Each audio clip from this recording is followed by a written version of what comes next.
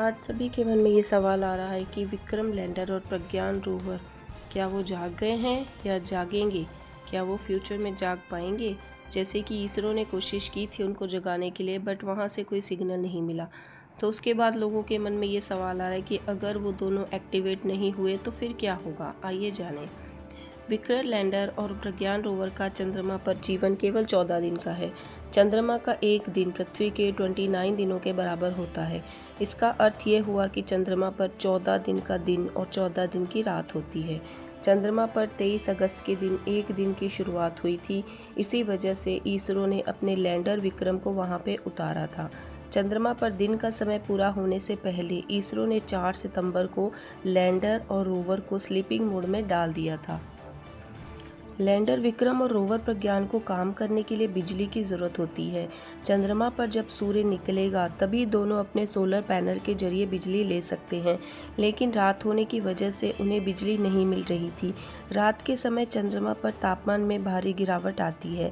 अमेरिकी अंतरिक्ष agency NASA के मुताबिक रात में चंद्रमा पर तापमान -130 डिग्री तक गिर जाता है और उसके कुछ इलाकों में -253 डिग्री तक भी पहुंच जाता है। इतने कम तापमान में रोवर और लैंडर ऑलमोस्ट जम चुके होंगे। और आज वहां जब फिर से सूरज की रोशनी फैल चुकी है, लेकिन फिलहाल लैंडर और रोवर को एक्टिवेट नहीं किया जा सका है। इसरो प्रमुख सोमनाथ ने इस संबंध में मीडिया से बात की। उन्होंने कहा कि क्योंकि रात में चंद्रमा पर तापमान 0 से 200 डिग्री सेल्सियस तक नीचे चला जाता है, इस तरह से कठोर वातावरण में बैटरी और इलेक्ट्रॉनिक उपकरणों को नुकसान पहुंच सकता है। लेकिन हमने कुछ परीक्षण किए हैं, इसीलिए हमें उम्मीद है कि विक्रम और प्रज्ञान रोवर कठोर मौसम की स्थिति से बच सकते हैं और फिर से काम पर आ सकते हैं। लेकिन अगर विक्रम और प्रज्ञान सक्रिय नहीं हुए तो होगा क्या? इसरो चंद्रमा पर स्लीप मोड में पड़े रोवर को सक्रिय करने की कोशिश कर रहा है। इसरो का कहना है कि उसकी बैटरी पूरी तरह से चार्ज है। लैंडर और रोवर के रिसीवर भी ऑन है। अगर इसरो की योजना के मुताबिक लैंडर और रोवर सक्रिय हो गए तो वे पहले की तरह ही चंद्रमा से जानकारियां जुटाएंगे।